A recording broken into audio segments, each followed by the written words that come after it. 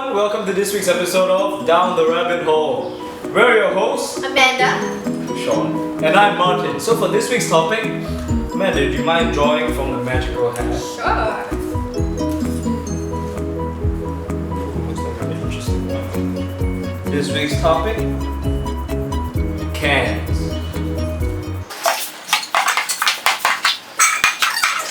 Wow! Cans! Alright, so Shaun, could you tell us a bit more on the history of cans?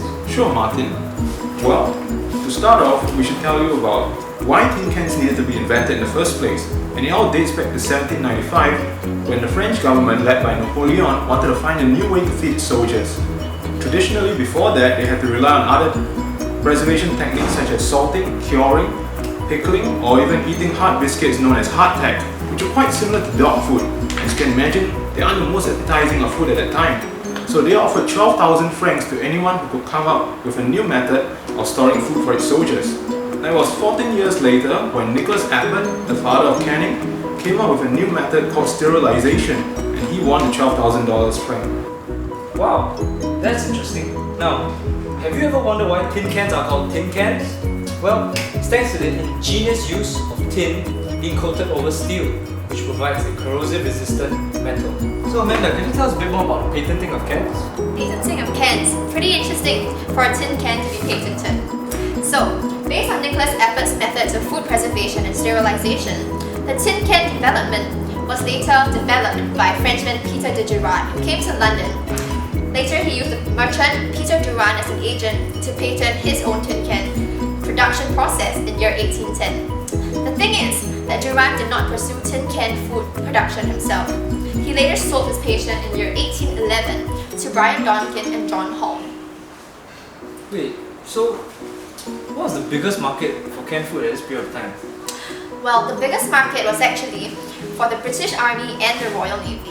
In fact, in year 1817... Wait, I know this, but Donkin recorded that he sold 3,000 pounds worth of canned meat in that year, right? Wow, good stuff. Yeah, he did. He really did. It brought in a lot of money for the economy. In 1824, Sir William Edward Perry took canned beef and pea soup with him. Hey Shaun, Mate, feeling a bit hungry, got anything to eat? mate, Yeah? all we have is tack. Tack? Again? Oh, wait up. We've got canned food now. Canned food! Oh, it's canned soup! Well, unsurprisingly, the can is a great candidate for food storage. Yeah. So, Martin, after knowing so much about cans, what are the different kinds of cans that they have? Okay, so currently on the market, there are two main types of cans. Over here, we have what is known as the two-piece cans or drawn cans.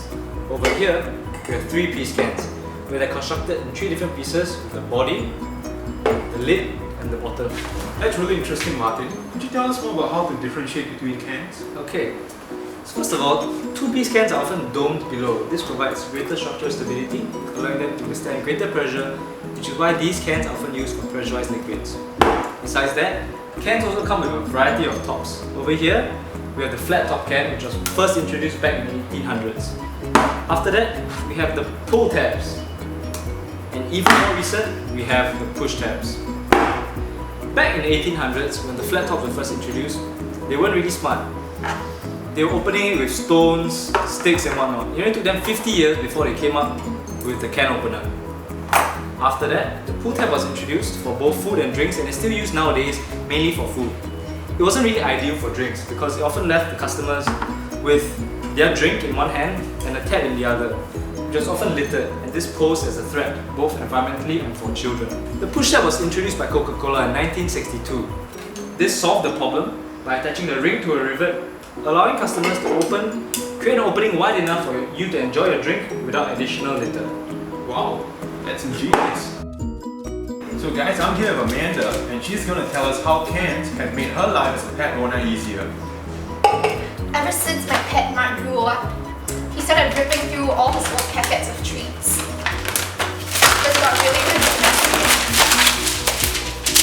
But with the invention of canned food, especially with my pet canned food, this makes things so much easier because my little pet can't rip through it anymore. He has helped all the clearing up of my mess. Good boy, good boy. It's 6 p.m. in the morning, and Martin here is getting ready for his day. Little does he know that he's accidentally put salt into his coffee. All of his problems would have been solved only if he drank coffee from a can. So, what else can cans be used for?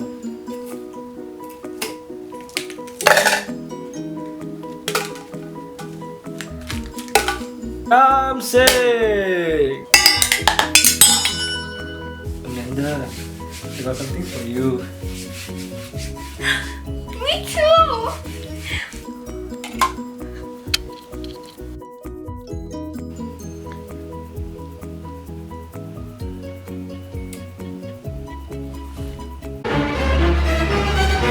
Alright guys, that's all the time we have left on tonight's Down the Rabbit Hole. That's right, and I think Amanda's the best candidate to wrap us up. I don't think so. In fact, I think Martin can. Alright guys, next time you see a tin can, think can.